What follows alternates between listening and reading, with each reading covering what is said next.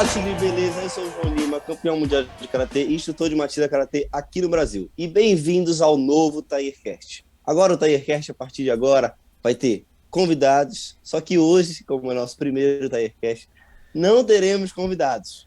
Mas fiquem por aí, curtam, se inscrevam no canal e comentem. Podem comentar que a gente vai estar sempre ligado nos comentários. Fala, Bruno! Fala galera, beleza? Bruno Souza, lutador do UFC. Me corrigiram aí, eu ia falar lutador de MMA. E eu falei, não, valoriza teu passe. Tá bom, então lutador do UFC. E resumindo, o TigerCast mudou o modelo. A gente vai ter convidado, mas hoje vai continuar a mesma coisa. Não, pô, não Mas é é a mesma isso. coisa. Eu tô aqui hoje, né? Exatamente. Então, Mas vamos apresentar agora. já pegando o gancho, me auto-apresentando, né? Prazer, Lucas Ogre, sou faixa preta de Karatê, faixa preta de Jiu-Jitsu e atualmente trabalho como preparador físico de atletas e para valorizar o passe, atletas do UFC. Toma aí, ó. Muito Tudo bom, gira muito em bom. torno do UFC, a gente usa a grande Claro, mídia. exatamente. Bom, e hoje vamos fazer uma resenha, vamos bater um papo sobre o UFC 270, que tem várias coisas em comuns com o nosso passe, certo, Bruno Souza?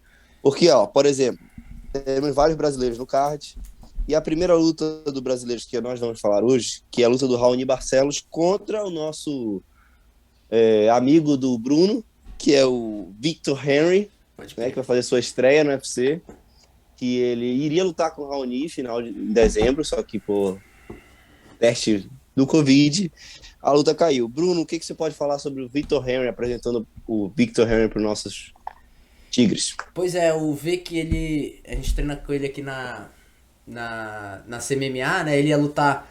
Cara, ele se deu bem, na verdade, porque ele pegou a luta com 2 semanas, daí ele acabou testando um falso positivo lá na semana da luta já. Já tinha batido peso, já tinha feito tudo. E Depois da pesagem. depois do pesagem, e conseguiu ter mais tempo pra treinar, né? Porque tanto é que foi falso positivo, ele não precisou ficar de quarentena, logo depois ele fez o teste, deu negativo.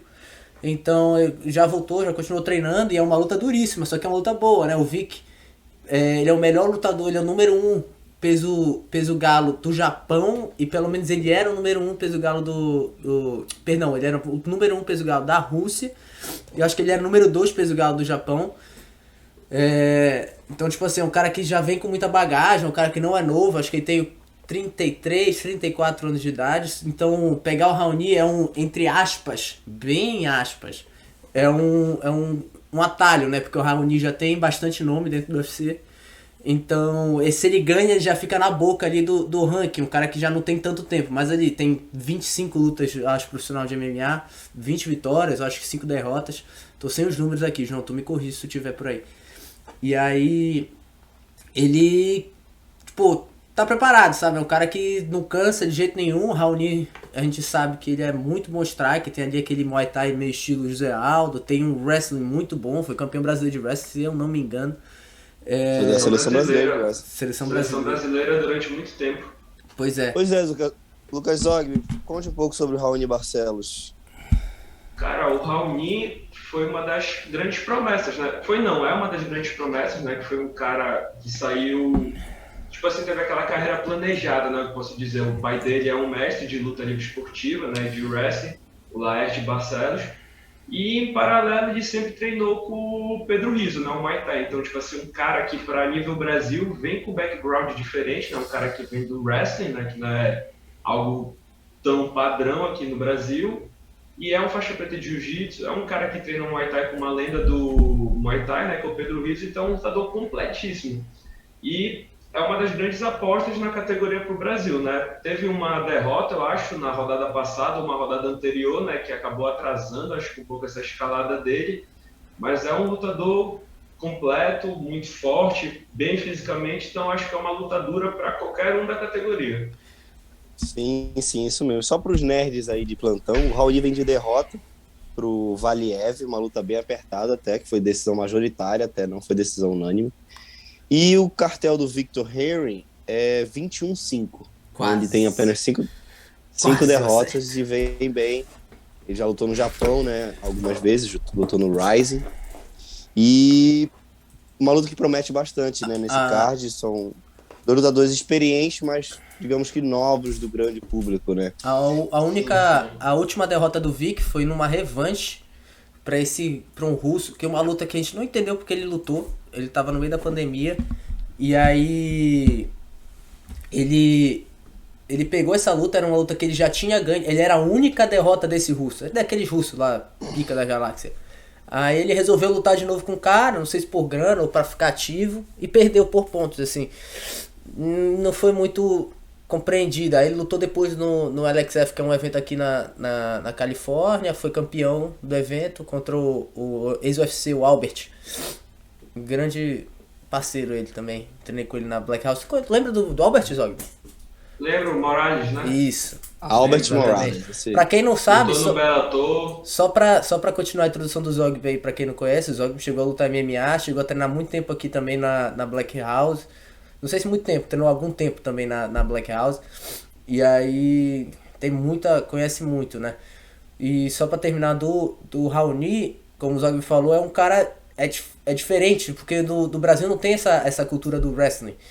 E tem um cara que vem do wrestling no Brasil. E é da bandeira do wrestling, né? Sabe? Tipo, é diferente, é difícil. O único ponto fraco dele que eu diria. Porque assim, ele tem um strike bom, ele tem um wrestling bom.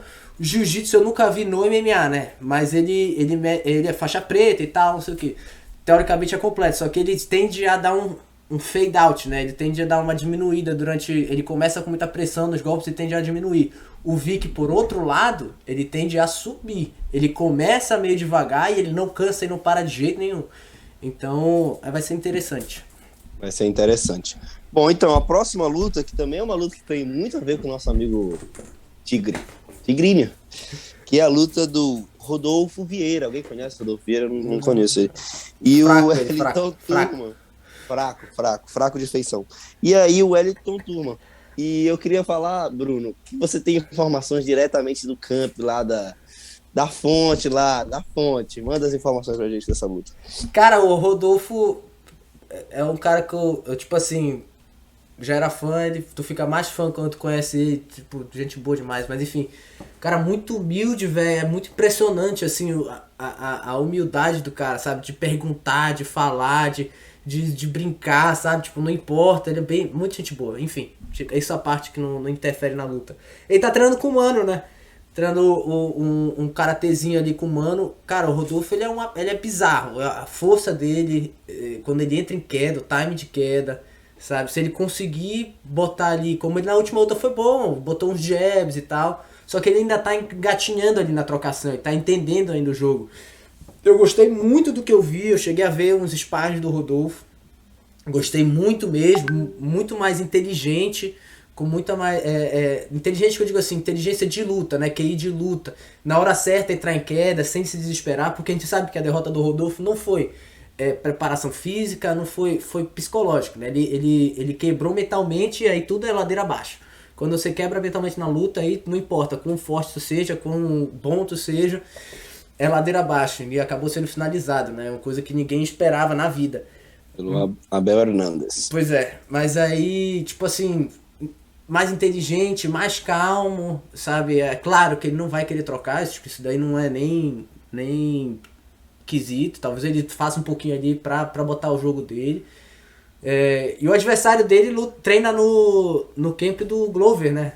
Isso daí eu fiquei sabendo Teixeira lá. MMA Fitness. Então, Sim.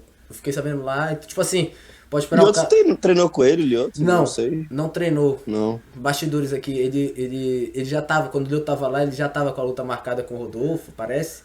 Então ele não treinou muito com o Lioto. Só entre a gente aqui. Entendi. Mas é isso. Zóio, quer acrescentar alguma coisa nessa luta? Que a próxima eu vou mandar para você. Cara, assim, falando do Rodolfo, não tem muito o que falar, né? O cara é multicampeão de jiu-jitsu, né? Ganhou, acho que tudo ou quase tudo que ele podia ganhar no jiu-jitsu, né? E assim, o que me chama muita atenção do Rodolfo é a parte física, né? Desde a época do jiu-jitsu, ele era um cara que tinha uma passagem de guarda que era um trator, né?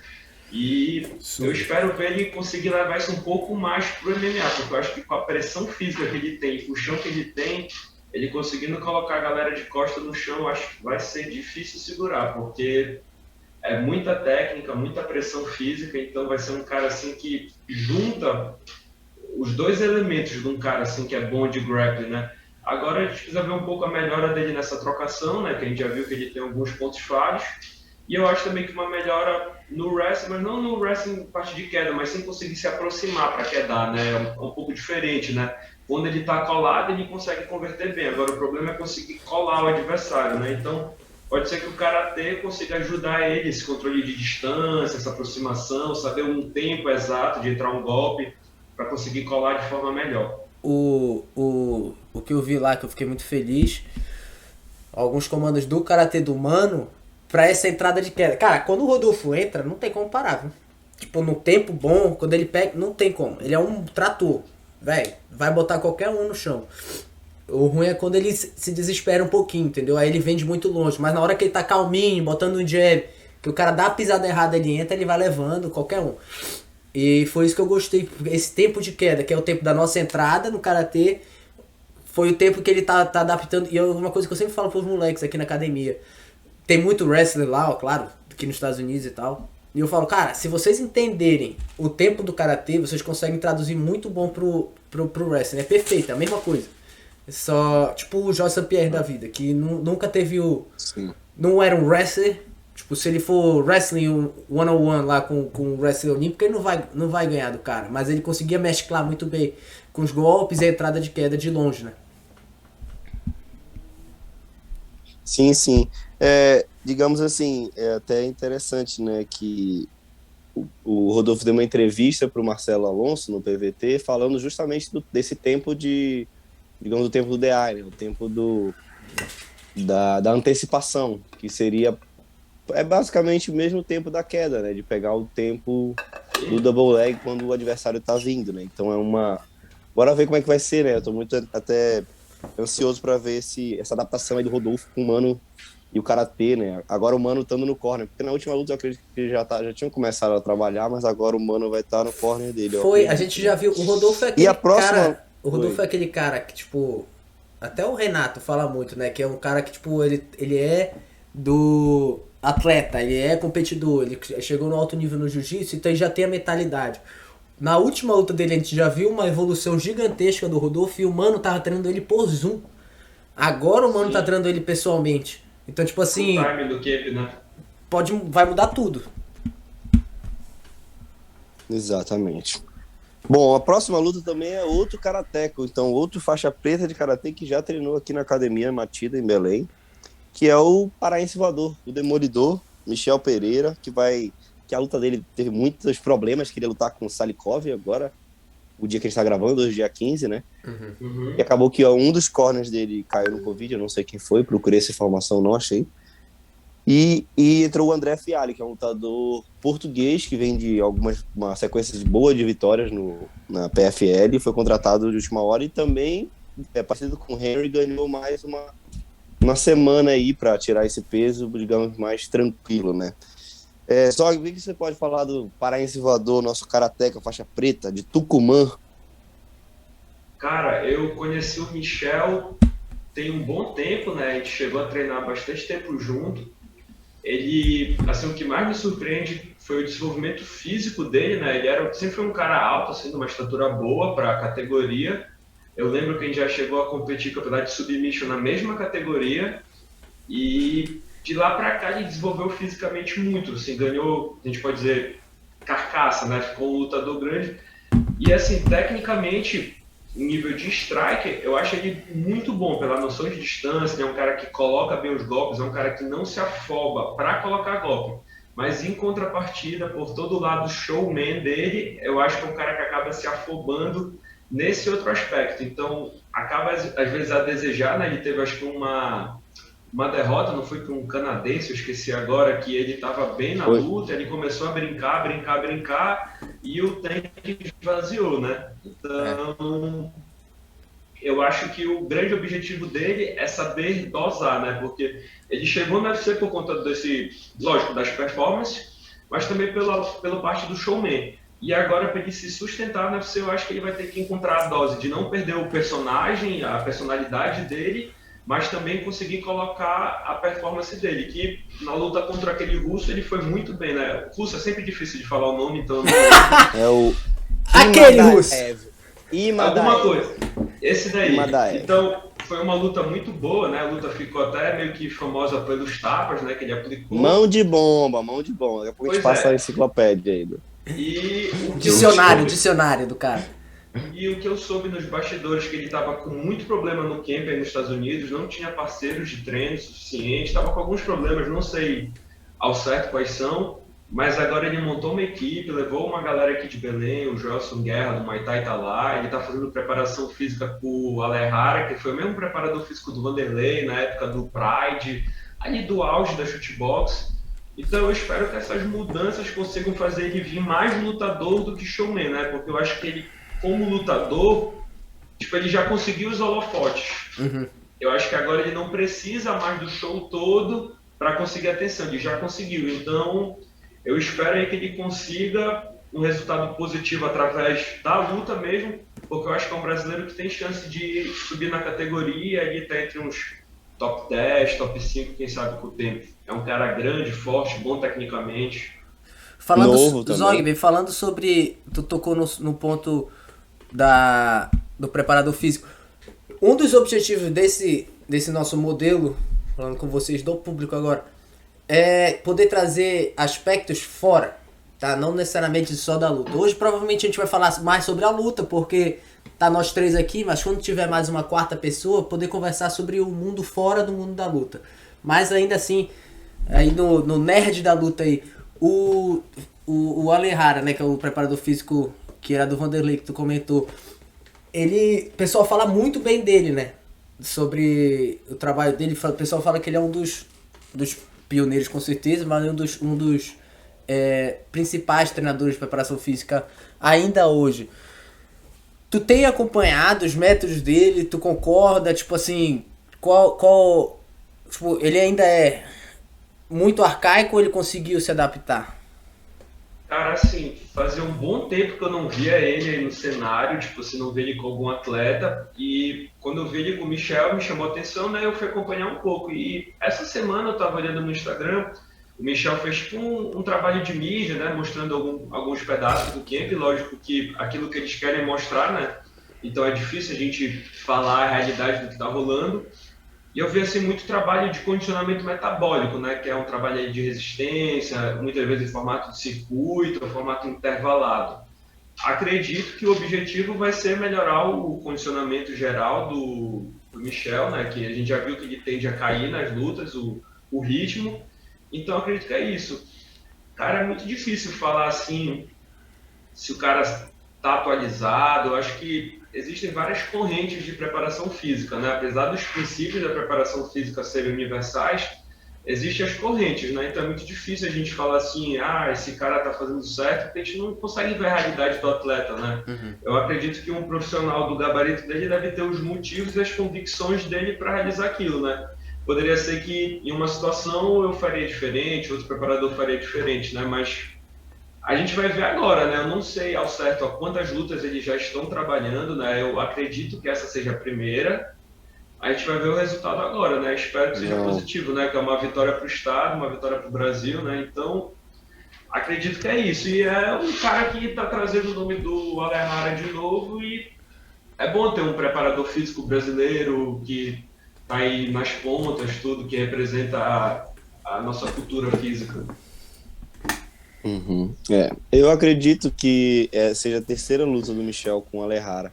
Uma coisa que eu queria acrescentar no que o Zogby falou, que é muito pertinente o que ele falou, da questão do treinamento intervalado, do Michel e tudo mais, e que também que assim, o MMA é um esporte muito novo, né? Então, querendo na parte de pesquisa acadêmica, não tem muito estudo baseado assim em realmente atletas de alto nível no MMA e tudo, porque é um esporte novo, né? Então eu acredito que até ainda hoje, também. mesmo assim, ainda tem muito essa questão da tentativa e erro, né? Eu não sei como é que o PI trabalha, eu ia te perguntar até, Bruno.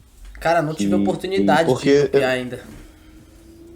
Então, porque eu não sei, porque o MMA é como se fosse como é, um epitáculo da luta, então tem muitas valências, muitos detalhes, tem que trabalhar muito a parte técnica, tem que trabalhar a parte psicológica, tem que trabalhar muito a parte física e trabalhar valências físicas diferentes, né? Então, eu acho que ainda está nessa, né? Acho que ele esteja saindo um pouco, né, dessa tentativa e erro, mas ainda tem bastante disso, né? Cara, o PI, pra mim, como eu moro na Califórnia, eu não moro em Nevada, não vale a pena eu fazer uma preparação física. O que eu posso fazer com eles lá é teste. Eu posso chegar lá, eles têm, tipo, passar uma semana lá fazendo teste pra cacete. Isso é maravilhoso, é o que eu quero fazer. Só que tu tem que tirar um tempo, ir lá, passar uma semana. Mas é uma coisa, isso tudo que a gente tá conversando é uma coisa que eu e o Zog a gente tava conversando muito, né? Porque a gente vai começar a trabalhar e tipo, minha maior crítica à preparação física de MMA é que a gente não faz a maior parte da preparação física no tatame. Tu falou, o MMA é um epitáculo, um decátulo. Decátulo. Tipo, esportivo. Só que a diferença é, quando tu vai fazer 10 modalidades, tu sabe a quantidade de metros que tu vai correr, tu sabe a quantidade de metros que tu vai pedalar, tu sabe quando tu vai ter que acertar falando de decátulo, tem que acertar, tu sabe o que vai acontecer. Por mais que sejam 10 modalidades diferentes, é muito difícil de se preparar, tu sabe o que vai acontecer nesses todos. Então, tipo assim, no treino, se tu estiver fazendo uma corrida, tu tá te preparando para tantos metros, tu vai correr tantos metros. No MMA, não. O MMA é o esporte, no meu ponto de vista, mais difícil de se preparar, porque tu vai treinar essas 10 coisas, só que tu não sabe o que tu vai usar. Entendeu? Tu vai pra lá, tu não sabe se tu vai lutar 1 minuto, 15 minutos, 25 minutos se for de cinturão ou main event. Tu não sabe se tu vai fazer parte agarrada. Teve luta que eu me preparei o camp inteiro pra fazer parte agarrada e o cara não me agarrou. Eu troquei com ele o tempo todo. Entendeu? Tipo assim... Sim. meio que enrolar os dados. Claro que tu pode te preparar, tu vai lutar com um wrestler. Tu imagina, tu já, tipo, como te falei, foi a minha luta com o Camuela, faixa preta de karatê, eu tava vindo de uma luta ruim de grappling, a gente imaginou, faixa preta de karatê, desculpa, ele sendo faixa preta de jiu-jitsu, eu tava vindo de uma luta ruim contra um grappler, então, tipo assim, a gente imaginou que não, pô, ele vai explorar, entendeu? Só que não, ele trocou comigo a luta toda. Então, tipo, é difícil se preparar, então a minha crítica é, a gente faz muito treino na academia, levantando peso e tal, que é importante pra tu fazer um trabalho de base. Mas nada vai te preparar tão bem pra uma luta quanto a luta. Entende? O tatame. Tu mesclar... O técnico tem que ser o primeiro. Até o meu preparador físico fala muito isso, né? Um abraço pra ele, Vitor Lage. Que é a camisa da academia dele. Ele fala isso, que sempre tem que dar prioridade pro técnico. Sempre pro técnico. O técnico é o mais importante. A preparação física ela é só uma lapidação. É só como ele fala, eu vou te fazer ser mais forte, vou te fazer saltar mais alto. Por exemplo, pra mim, na minha modalidade é o karatê. Vai ser mais forte, vai saltar mais rápido, vai deslocar mais rápido e vai ter uma resistência para lutar os 10 lutas de 3 minutos sem cansar. É isso. Não vou ganhar um antebraço, entendeu? Só um detalhe ali.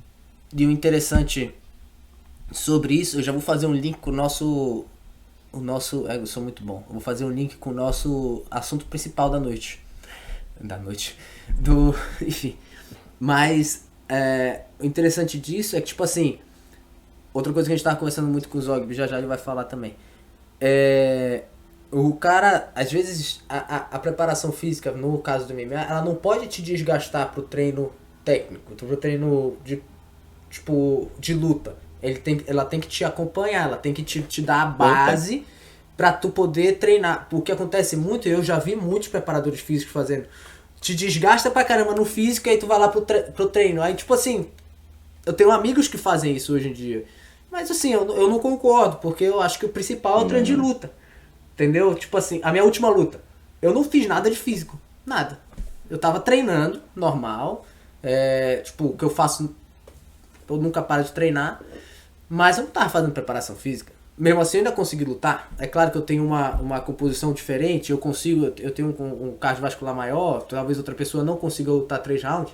Mas o que eu digo é, tipo, o importante é a luta. Tu vai conseguir lutar. Agora tu pode lutar melhor, é diferente. Aí beleza, aí depende da preparação física que tu vai fazer. E o gancho que é, porque nosso assunto principal hoje é a disputa de cinturão, né? Entre os mais leves do UFC e os mais pesados do UFC. No mesmo evento a gente vai ter os dois, né? Os da categoria até 57 quilos e os mais pesados. Mas, Og, o que você quer adicionar?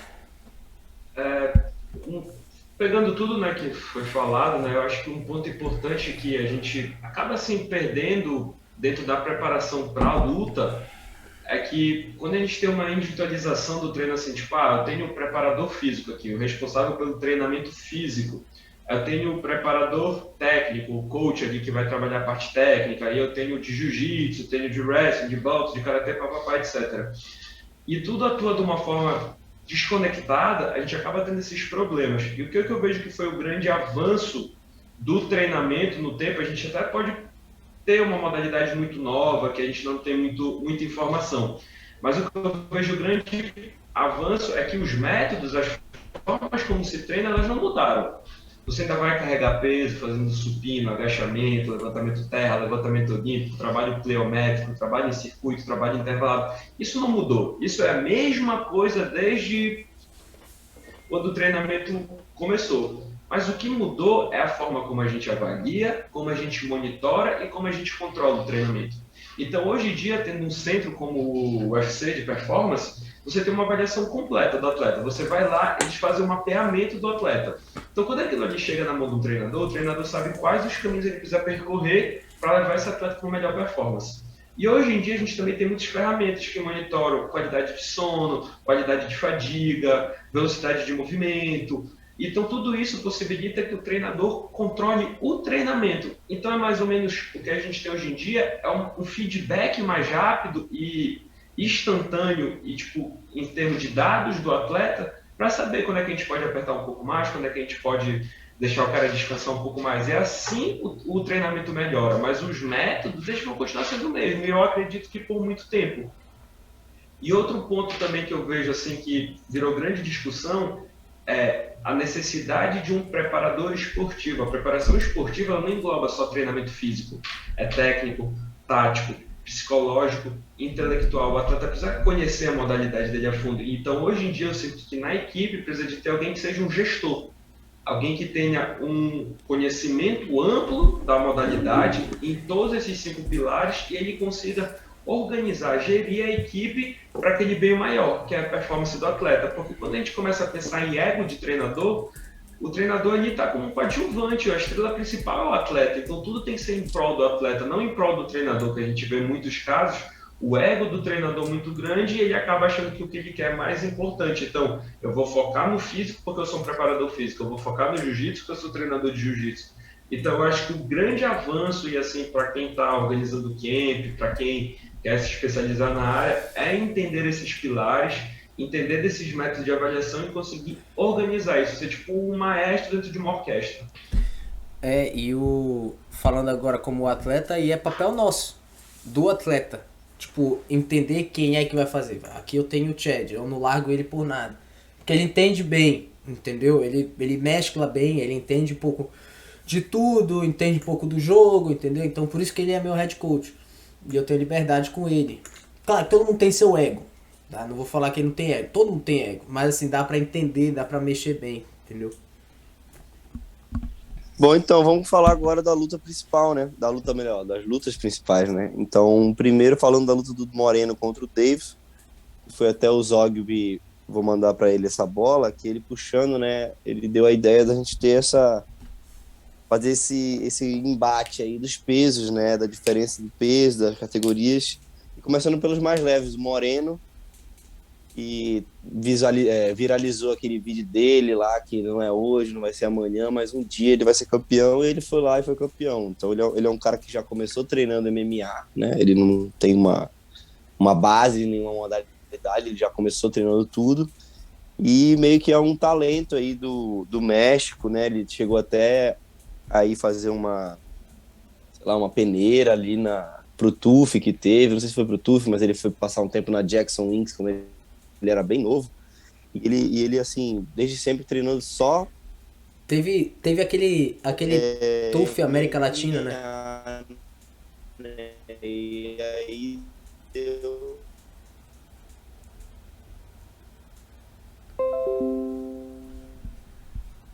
É isso, isso. E também ele, na verdade, ele já era. Ele entrou, ele Isso era é um. verdade. O Pantoja era ganhou dele lá. Uhum. O Pantoja era o campeão acho que ele é o campeão do RFA, o Pantoja, É, na né? Era o época, RFA. se eu não me engano. Isso. Tenho quase certeza. Essa eu não peguei informação, essa aqui veio da cabeça mesmo.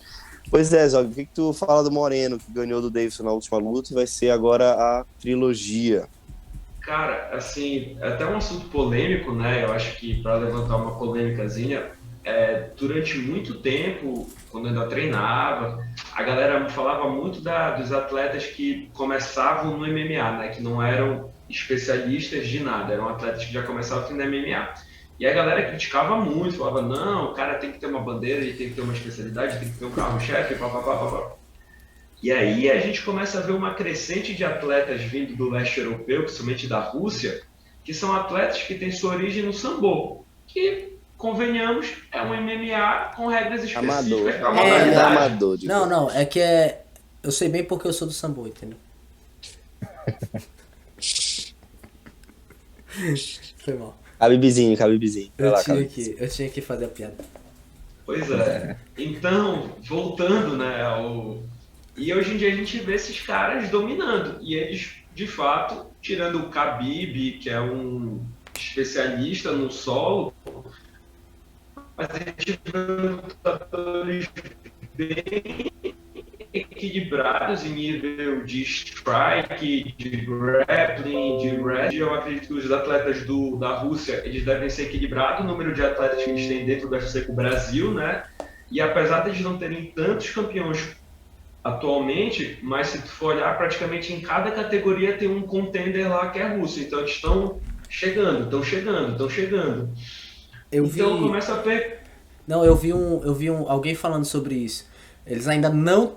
o Brasil ainda tem mais atletas, mas eles estão chegando muito forte. E eles têm mais atletas novos do que o Brasil. O Brasil tem mais atletas velhos. Então, tipo assim, eles estão... A base bem forte. A renovação deles está muito forte. E não é só na UFC. Se a gente for olhar no Bellator, tem muito atleta. E fora os eventos justos, que são extremamente difíceis. Então, eu começo a questionar, será que um cara que ele tem um desenvolvimento dentro do MMA, começando jovem, mas tem um ponto importante, como é que é esse desenvolvimento? Tem um planejamento a longo prazo? A gente tem vários atletas que foram construídos. A gente tem o Aaron Pico no Bellator, que teve um revés na primeira luta, mas foi um cara que foi meio que construído para ir para o MMA. Era um cara que já disputava boxe e treinava o wrestling. Sempre quando tinha tempo, estava lá em evento de pancration, outros eventos desse tipo. Então, o próprio AJ, né? AJ McKee, grande revelação aí do Bellator, principal atleta do Bellator hoje em dia, né? Então, cara, eu acho que quem questionava muito esse ponto começou a ter problema. E a gente começa a ver uma outra coisa. Caras que são muito especialistas, que passaram muito tempo dentro da sua modalidade, migraram tarde, tendo pouco espaço. Vou fazer uma comparação. Adesanya e Alex Poitin. O Adesanya migrou mais cedo, apesar de não ter alcançado os mesmos feitos do Poitin no kickboxing, ele migrou mais cedo. E a gente só vai saber isso com o tempo. Mas, pelo que a gente vê, a margem de desenvolvimento que o Adesanya vai ter vai ser muito maior que o Poitin, por causa do momento de migrar. Então a gente começa a ter duas questões. Ser um especialista e depois migrar, e quando migrar para o MMA, entendeu? Então, tipo, será que migrar no meu auge de performance vai ser melhor? Ou será que migrar um pouco antes do meu auge da performance para atingir o meu auge no MMA vai ser melhor? Então, eu acho que isso, em relação ao Moreno, é um cara que não vem de um background russo, mas traz esse lado da galera que treina o freestyle, né? E, cara, é o que a gente fala, a jornada de um atleta é a longo prazo, né? O cara foi desacreditado, ele saiu da UFC, voltou e aí é o campeão. E incontestável, né? Ele foi lá e finalizou o Davidson, né? Exatamente. Ele foi... E, assim, o vídeo dele mostra muito aquilo, né? Porque ele começou novo no UFC, ali depois do TUF, quando estavam criando a categoria, perdeu a luta, aí acho que perdeu, deixa eu buscar a informação certinha, mas perdeu, aí depois voltou, então, tipo, foi campeão do LFA também, que nem esse tigrinho aí, e aí ele, pô, ganhou várias sequências, né, ó, ele perdeu pro Sérgio Pérez, depois perdeu pro Pantoja, aí foi pro LFA, ganhou uma luta só ganhou o cinturão e já voltou. E aí empatou com Askarov. Mais e um depois russo. teve a sequência dele. Mais um russo também, duro ele. E teve a sequência dele. Bruno Souza. Vamos falar do seu amigo seu parceiro de treino, Davidson Figueiredo. Cara, Você pode falar do Daiko. eu cheguei a treinar um pouco com ele, né? Minha internet tá horrível. Um segundo. Deixa eu ver se estabiliza. Enfim, meu áudio tá bom? Tá bom, né? Eu cheguei a conversar, a treinar um pouco com ele, mas assim, bem no comecinho ele veio aqui pra Fênix conversar com ele, eu falei, vou lá, né? E aí, cara, ele tá num camp bom, ele tá num camp numa academia boa, com o Cerrudo, o Moreno é de lá, assim, não é de lá, né? Mas chegou a treinar muito tempo lá, chegou a treinar muito tempo com o Cerrudo, teve a briguinha deles lá, que foi mal. Que o Cerrudo, que o Moreno saiu pra ajudar o Benavides na luta contra o Cerrudo. Mas o Daiko, ele precisa focar mais no chão, entendeu? Porque ele foi finalizado. A galera esquece, ele tomou um atraso um pouquinho ali na parte da trocação. O Cerrudo, desculpa, o Moreno tirou ele ali pra muito jab, né? Botou muito jab na luta. Bruno. Tá mutado, Bruno. Agora voltei. O Moreno botou muito jab ali na luta e tal, mas o Daiko foi finalizado. E o que eu ouvi de lá é que o Breno Moreno, ele tem o chão muito bom. Ninguém fala sobre isso, mas ele tem, tipo assim, o que o Érico Barracinho, o Cerrudo estavam falando é que, tipo, na hora que ele chega na costa, tipo assim, é muito difícil de sair. Foi o que aconteceu na luta, entendeu? Eu acho que é aí que tem que estar o ponto mais que o Daiko tem que se preocupar mais, entendeu? Porque se ele achar que que foi só em pé que deu ruim, pode dar ruim de novo. Cara, eu cheguei a treinar um bom tempo também com o Daiko aqui em Belém. E assim, o Daiko teve uma trajetória impressionante para um 5-7, né? Um cara que tem uma pegada muito grande, tipo assim, fazer estrago mesmo, então chamou muita atenção a crescente dele, logo no momento que a categoria estava muito fragilizada, que foi quando o Demetrio Johnson migrou pro One UFC, né? O Cerrudo subiu de categoria e logo em seguida se aposentou e ficou ali uma lacuna na categoria e ele conseguiu preencher isso trazendo algo ainda nunca visto na categoria, né? Alguém com tanta pegada quanto ele.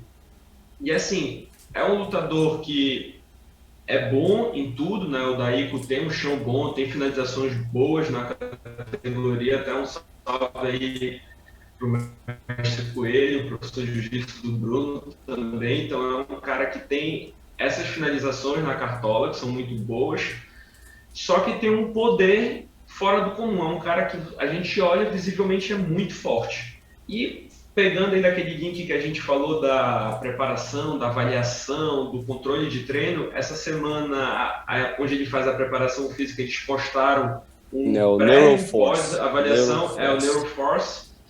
E assim, ele melhorou em todos os indicadores. Todos os indicadores dele de performance física melhoraram.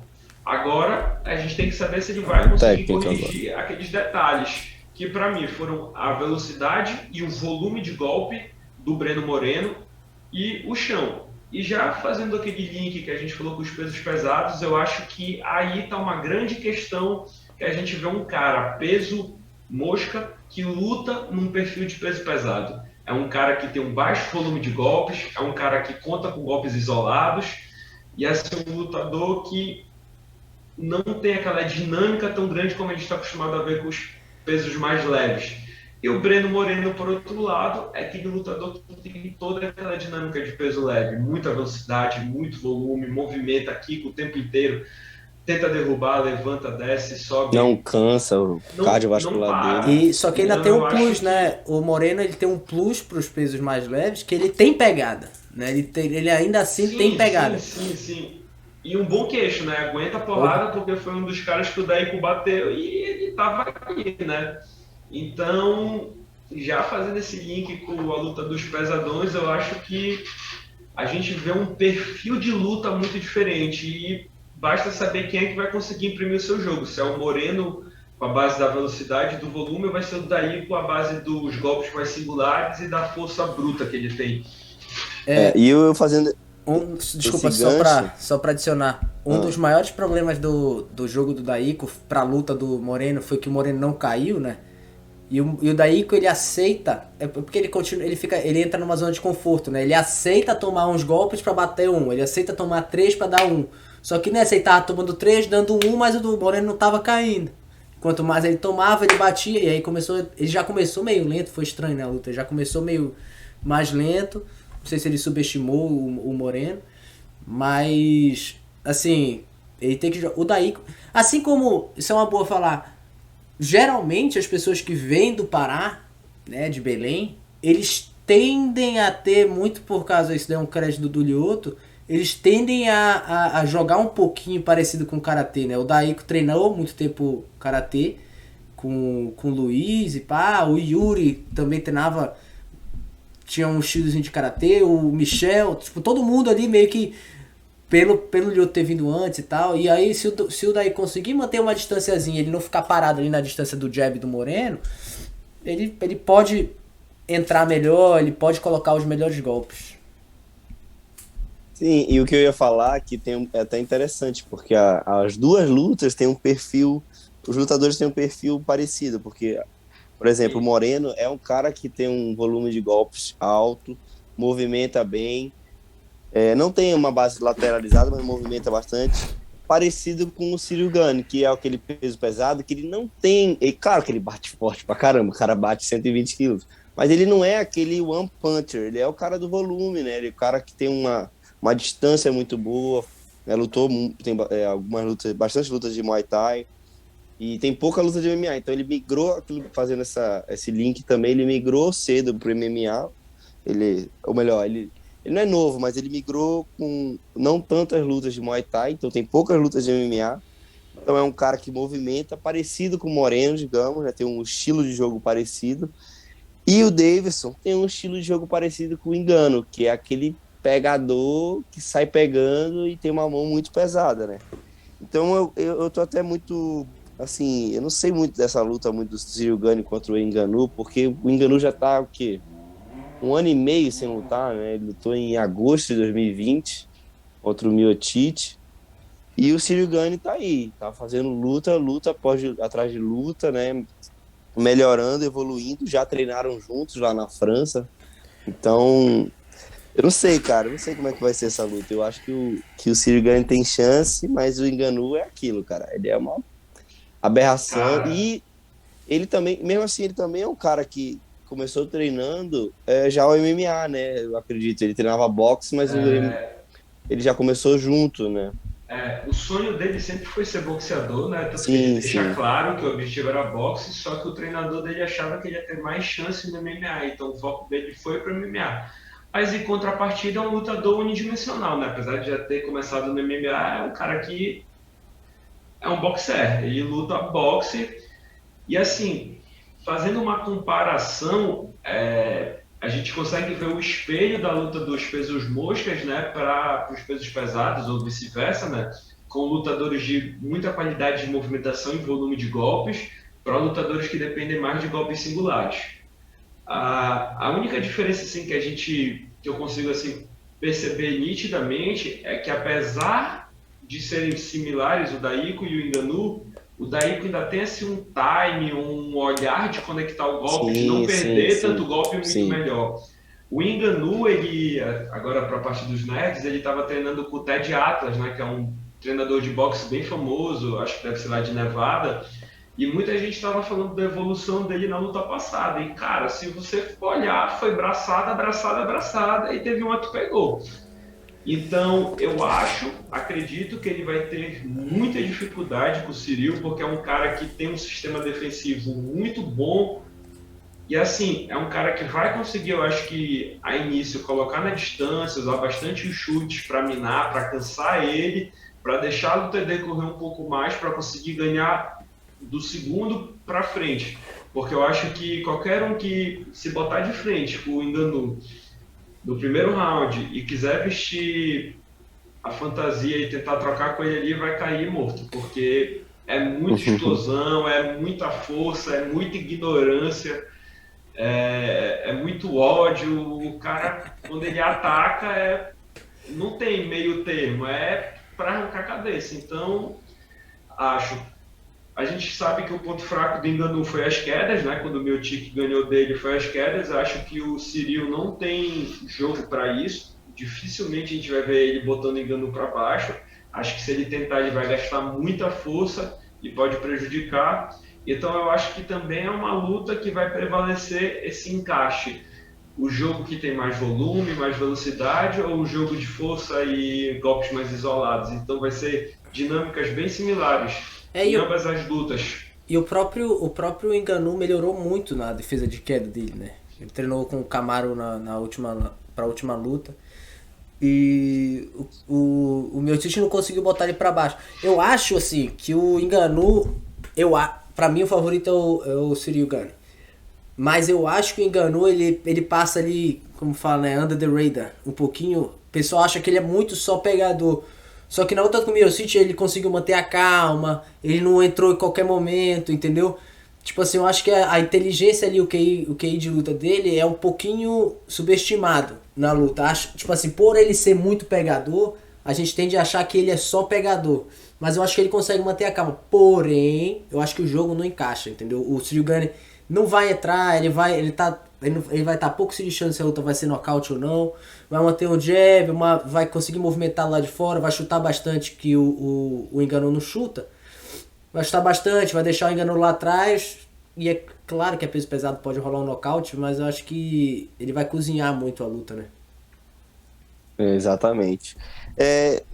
Acrescentar mais alguma Eu tenho uma pergunta. O John Jones tem mais chance com quem? Ngannou ou com o Ciryl Gane? Acho que um Ciryl Gane, eu acho. Quero saber. Cara, eu não tenho ideia como é a defesa de queda do Ciryl Gane. Será que o John Jones bota o John Jones bota o Gane pra baixo? Peso pesadão? Eu acho que o John Jones bota o Ciryl Gane pra baixo, eu acho. Cara, assim... Agora, se vai ganhar, eu não sei. Apesar de eu não... Pode falar. Não, eu acho que, por exemplo, o John Jones, ultimamente, a parte da trocação dele, ele meio que estagnou.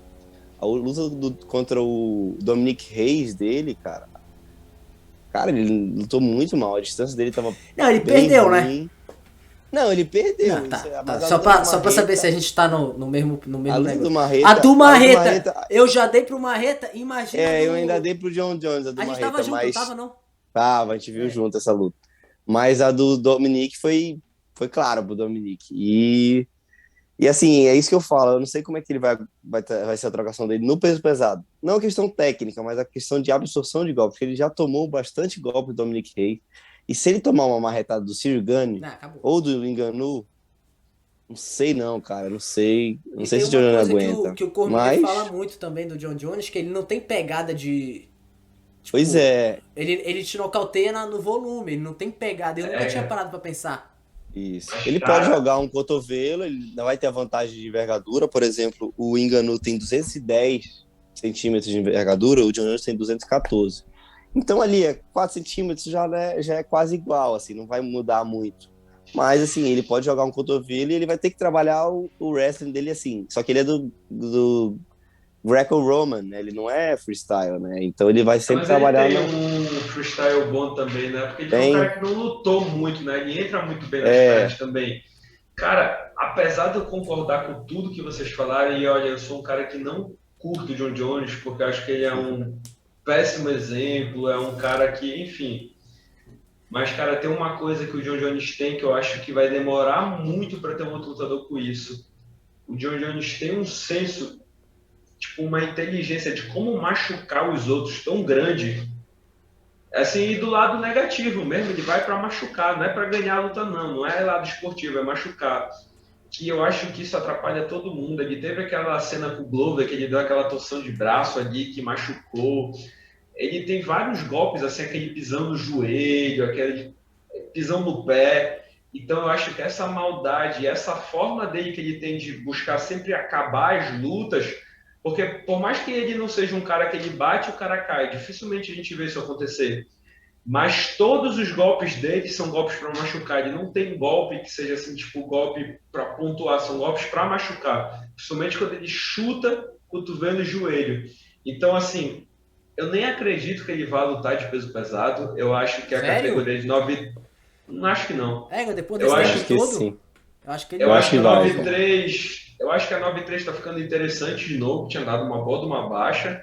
E eu acho que se o Adesanya, que ainda tem uma margem, conseguir subir antes dele lutar peso pesado, eu acho que ele enfrenta o Adesanya na 9-3. Então, não querendo torcer contra o Glover, mas não sei como vai ser a luta contra o Iri Prochazka, né, que é o próximo desafiante, Eu né? sei como vai ser a luta. Vai ser... Eu vou morrer do coração e eu não sei como é que vai acabar, mas que eu vou passar mal, eu vou passar, mano.